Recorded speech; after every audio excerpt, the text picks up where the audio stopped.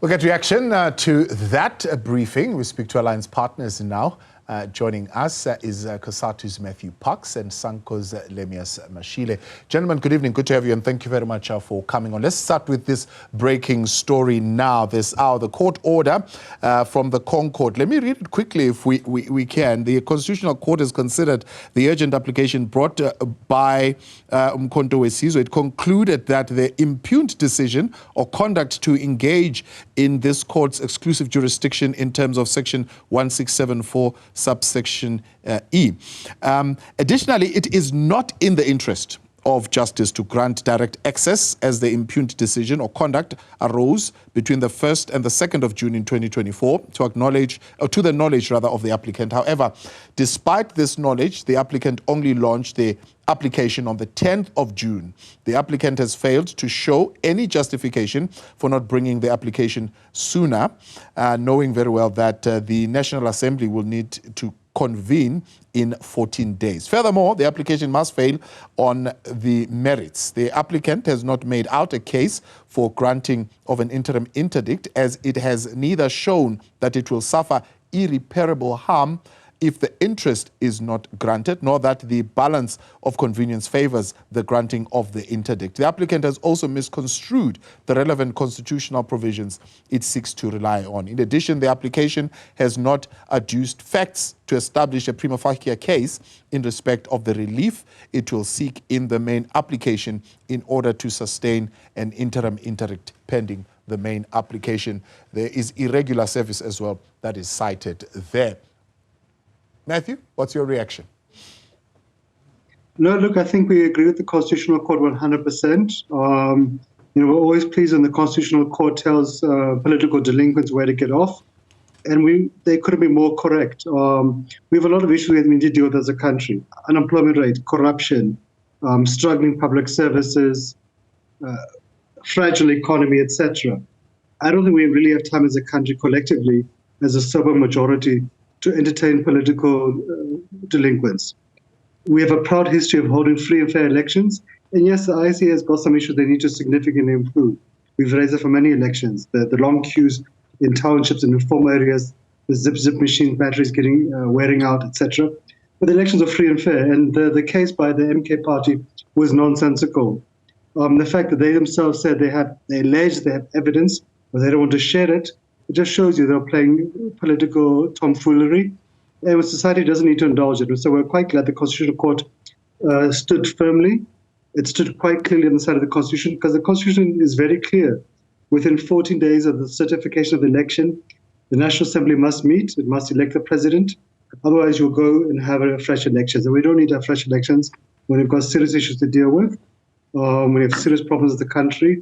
So I think for us, we're quite pleased because society wants to see Parliament being sworn in. They want to see on the National Assembly on Friday electing the president.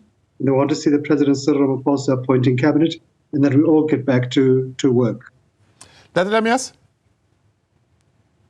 Thabo, the Constitutional Court, of course, has facilitated that Parliament sits on Friday.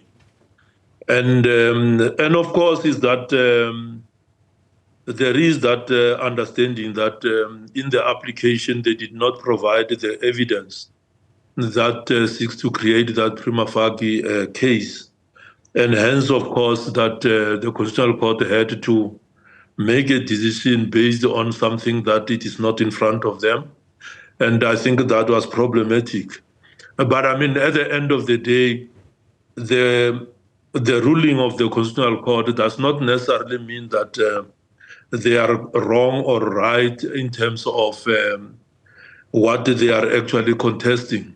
It is only that the court has to make decisions on the basis of information that is in front of them. And therefore, the Parliament will sit on Friday. And we need to also indicate that, the election work, you'll remember that I've been the chairperson of Home Affairs in Parliament, and the IEC was reporting to us the work of organizing elections is a huge task, and it involves a lot of human beings and technical machines. Yeah. And for the IEC, of course, to organize these elections and ensure that people go out and vote, no matter all sorts of difficulties, but the process reaching a conclusion where votes are counted, sent to the central office, then consolidated and announced, then really it is a success on the part of the IEC. Although, like as Parks has indicated, that they may have had some challenges, but all in all, given the mammoth task of organizing these elections, and then we should be clapping hands for the IEC for having achieved this under difficult conditions. Let's turn now to the IFP's presser earlier on. They're saying they are agreeing to the proposal of a government of national unity with the ANC and the DA. They don't mention any other parties because they are coming from a meeting, I suppose, with the ANC and the Democratic Alliance. Cosatu, how do you feel about that? Especially, I mean, just a quick glance at the policy positions that would have been presented by, for example, the ANC and the DA in their manifestos on immigration, border protection. There's no congruency there. They're not aligned. On international agreements, not aligned. On public administration, not aligned. On public finances, the taxations, not aligned. I mean, you can go on triple BEE, not aligned. On the nationalization, privatization, and related matters, not aligned. I mean, there's quite a lot that they're not aligned in. How are they going to work together? Yeah. Look, thanks. Look, I think we must welcome the IFP's announcement that they're willing to participate in a government of national unity. And look, you know, the IFP and Cosatu, historically, if you look in the 1980s, did not have a good relationship. So it's come a long way.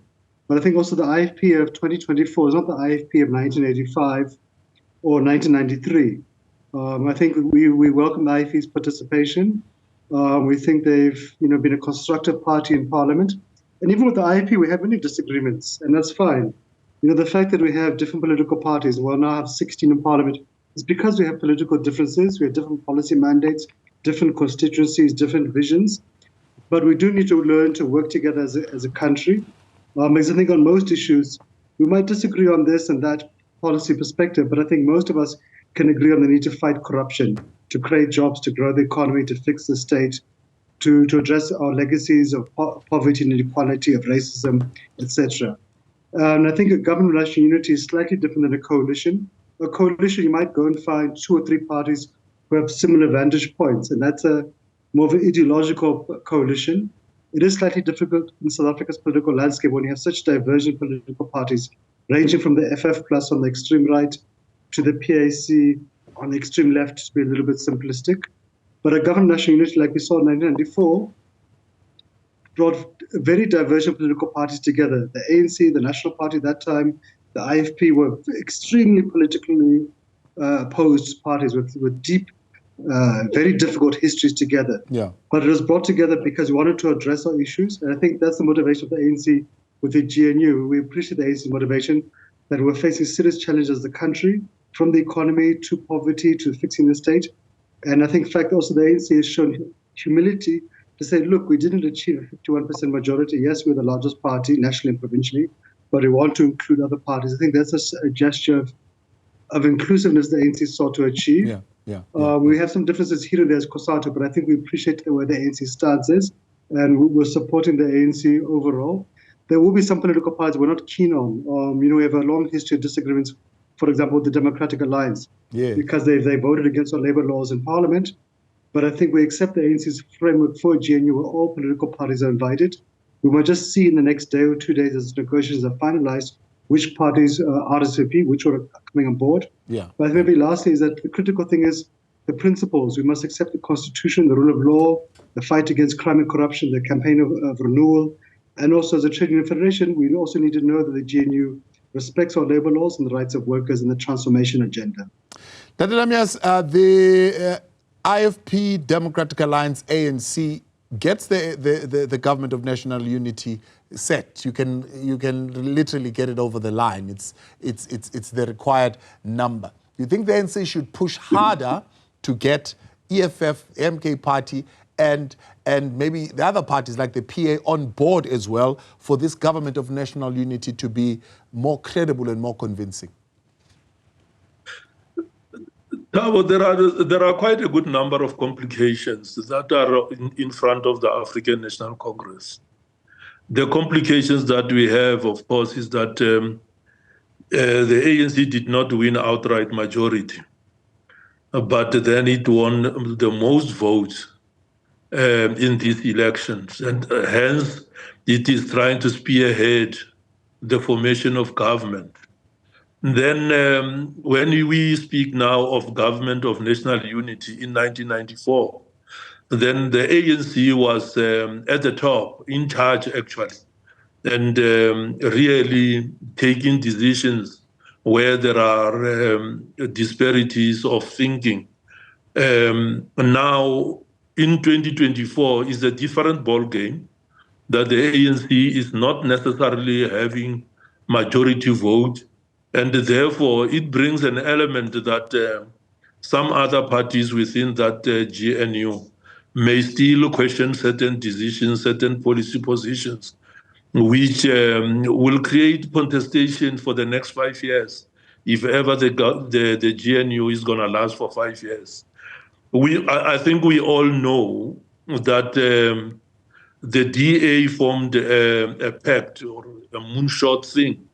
And the basis of that was parties that sought to bring down the ANC, remove it from government. And then, of course, they've tried to do that. They only brought it just under 50%. And the ANC is still there. But now is an overnight change that now we have to work with the DA in this government of national unity. And the other problem, of course, is that if it's a government of national unity, then you had a DA that says we won't participate if certain parties are involved. But I mean, when you talk about the government of national unity, then it should be open to all parties. Yeah. And no party should definitely have the right to exclude another one. Yeah. And declare that. Unless if it was a grand coalition where, then it can be on the basis of selective political parties. We tend to watch and see because we represent the communities, and we really we want to see delivery of services to communities. Right. And therefore, therefore we'll watch on the side and see how this thing unfolds until to Friday. Yeah. Matthew, it's what others are saying, a combination. If it stays like this, we don't know, of course, by Friday what it's going to look like. But if it stays like this, it's a combination that was dictated by the markets. You can even say by rating agencies, because Fitch seemingly had weighed in on what combination they would like to see as well. So it's going to be very difficult for the ANC to say it is not that. Yeah, look, I wouldn't want to say this is a decision by Fitch, because, look, the NEC had extensive discussions last year, without me speaking for the ANC. We've had extensive discussions as Cosatu, the SCCB also, and Sanco too. I have a lot of discussions. I don't think Fitch has been part of any of those discussions. And I think, as Mashile is saying, you have an electoral result. ANC got 40%, the DA 21%, the EFF 9%, etc. You have to put together what can be done. But look, nonetheless, the ANC has, I think, taken a very inclusive approach where they said everybody's invited to the GNU. It's up to the other 15 parties to say who is available and who is not available. I think there's a few parties which have said they're not keen. There's some parties which have said they are keen. Others which have said they want more clarification. But I don't think that's an outside-in position. I think it reflects the South African difficulties, from the economy to the struggling public services, from crime and corruption. I think it also reflects a bit of a humility with the ANC, that yes, the ANC did well in terms of being the leading political force in society and winning 6 out of 9 provinces. But I think it reflects a sense of humility that societies raise deep concerns, that they still support the ANC, they still want the ANC to do well.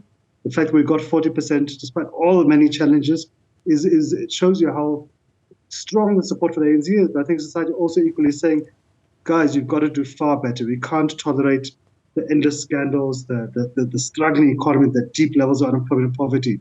So I think that's really what influenced the ANC. I don't think a few market analysts sitting in London can really dictate to the ANC what it can and can't do. And definitely from Cosatu's side, our influence is decided by our members. And I'm sure it's the same for Sanco, and I'm sure it's the same for the SCCP. So do you think the ANC gave their so-called black parties, but let's use that phrase for understanding, EFF, MK, and the likes, a fair chance in this particular process to be a part of the GNU? No, I think they did. The fact that ANC didn't attach any conditions to joining the GNU, there was no percentage threshold, for example, that had been proposed by some parties of, say, 2%, which would have excluded 10 out of the 16 parties. The ANC said all parties are invited. Even a one-seat party is invited. I think the only ideological or policy platform criteria the ANC set has been, will you respect the Constitution, the rule of law? And I don't think that should be offensive to any sober political party, because when members of parliament like Honorable Mashile will tell you, when you're sworn in, you swear to uphold the values of the Constitution and to abide by it. And if we expect members of parliament to pass laws as part of one of their key functions in the 5-year term of office, then surely it's not a stretch of imagination to say, can we also respect the rule of law? So I think the ANC has been very inclusive, has said to anybody, come. Yeah. And I think the fact that you've had some quite diverse political parties showing interest, I think that shows you it. The ANC and the IFP, for example, have long been rivals, often with a very painful history. But I think, and the IFP, as far as I can check, its support is 90% plus African, in fact, much higher than that. So I don't think the ANC is excluding anybody. I think if people choose not to come, it's a democracy. You can't force any political party to join if they don't want to join. We respect that. Just like, for example, in 1994, Madiba invited, besides the IFP and the National Party, Madiba invited the Democratic Party, the Freedom Front Plus, the PAC to join cabinet. The PAC and the Democratic Party both declined, and he respected that decision. And even then, the ANC was inclusive then. The FF Plus, the Freedom Front Plus was allowed to chair the Defense Committee, the PAC chaired the Transport Committee. So this is not a new tradition the ANC is reverting back to. It's one which served well in very difficult transition in 1994. And I think it is one we hope which also will help us to address the issues as a country today. Do you think that, Mashile, that could be maybe an olive branch yet again that could be extended, even if they said they don't want to be? Maybe extend that olive branch, chair of Sanco, chair of Scopa, chair of one particular portfolio committee, invite the other parties to come on board for the facilitation. One of the other concerns is that the National Assembly's decorum and functionality would have been, severely affected, for example, in some instances with the EFF and their demands that they were putting on the president and not allowing him to speak and so on and so forth. Now you have an MK party that generally is not aligned to liking President Cyril Ramaphosa. The kind of instability that would create. Would it be a good olive branch to reach out to these parties and involve them and include them, as Matthew says the 1994 government would have done? Well, Thabo, from the ANC side, I think the invitation was wide open. The only challenges I think that arose that Parks has not indicated was that the DA went out clearly to say that they're not going to participate in this government of national unity if the EFF is included, or MK is included, or the PA is included. And the EFF as well went out in that particular fashion as well to say they're not going to participate if the DA is included, the Freedom Front Plus is included. So that's why I'm saying if it's the government of national unity, and then it becomes a little bit problematic for any part to suggest that any other party be excluded. And therefore, at the moment now that we know that the DA is willing to participate now, or probably they may be having some sort of a guarantee that the EFF is not going to be involved, or the MK is not going to be involved, or the PA is not going to be involved. Because otherwise, they have said already that they won't participate if those are included. So those are some of the problematic things that comes and stall. Actually, they are putting the African National Congress in a tight corner to actually look at the direction that the DA wants to go, and not really giving the ANC the freedom of actually incorporating all parties in the government of national unity.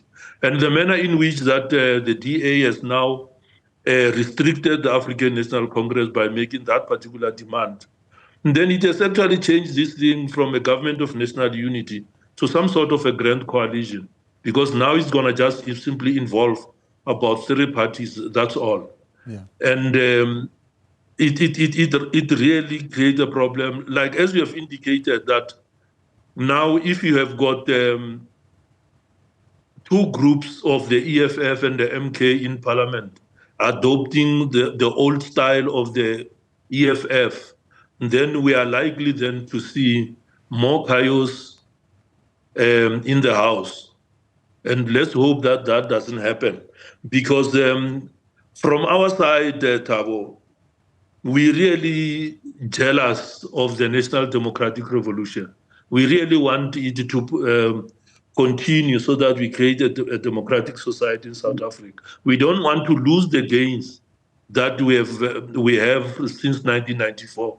And therefore, we expect that this particular government of national unity should protect that. Yeah. As Parks has already indicated, that we don't expect the labor laws to be reversed. We don't expect the social grants or social security arrangements to be reversed. But then it stands to be seen how this government of national unity that excludes other parties then will fare on those issues. Yeah, it's a rather a deeper conversation, but maybe we can just touch on it very quickly in a minute or so, Matthew. How does decision making then actually happens in that kind of environment where yourselves as Cosatu, you'll also want to be consulted, with decisions that cabinet takes. The IFP's decision-making body will want to be consulted. The DA's Federal Council will want to be consulted. How does this delay decision-making and have an impact on delivery? Yeah, look, it's going to be a learning curve for all of us. Not necessarily a bad learning curve, but we're going to have to find our feet and to see how we can all learn to kind of live and work with each other. So I think a couple of things, and I think it means we also have to listen to each other a little bit more. But Parliament, for example, NEDLAC, those kind of dialogue forums have already built that kind of a culture and tradition. Sort of Mashile chaired the Home Affairs Committee. I'm sure he will tell you how members of Parliament would often talk to each other and find consensus on many issues, irrespective of the color of the political party T-shirt. As a trade union federation, we engage with employers all the time. We disagree on many issues. We fight each other on many issues. But we also agree on some of the fundamentals of growing an economy, etc. So it does mean that as an alliance, as the ANC, Cosatu, the SCCB, the Sanco, we'll have to strengthen the alliance. We have to make sure we kind of reconfigure it to adjust to a new reality of a government of national unity at different levels. We've got to kind of institutionalize that to make sure the alliance has this kind of gives a clear mandate to the ANC as the leader of the alliance in government. It also means, because you now have to manage a GNU, we might have 3, 4, 5, who knows how many political parties, and they get at different levels of government. So you're going to have a policy kind of clearing committee which discusses and kind of gives a consensus to policies, to legislation, to budgets, to achieve consensus, or at least sufficient consensus where you can. And similarly, you're also going to have a dispute management process too, because disputes will inevitably arise because, again, you're dealing with different political parties, so they won't always have the same views about life and same constituencies or interests. So you've got to find a way to manage that too, without it threatening the stability of the GNU, because we can't afford to see the chaos we've seen in municipalities, whether it's in Gauteng or Nelson Mandela Bay, where you see mayors being chopped and changed every few months, undermining service delivery. We can't afford to see that replicated at a national level.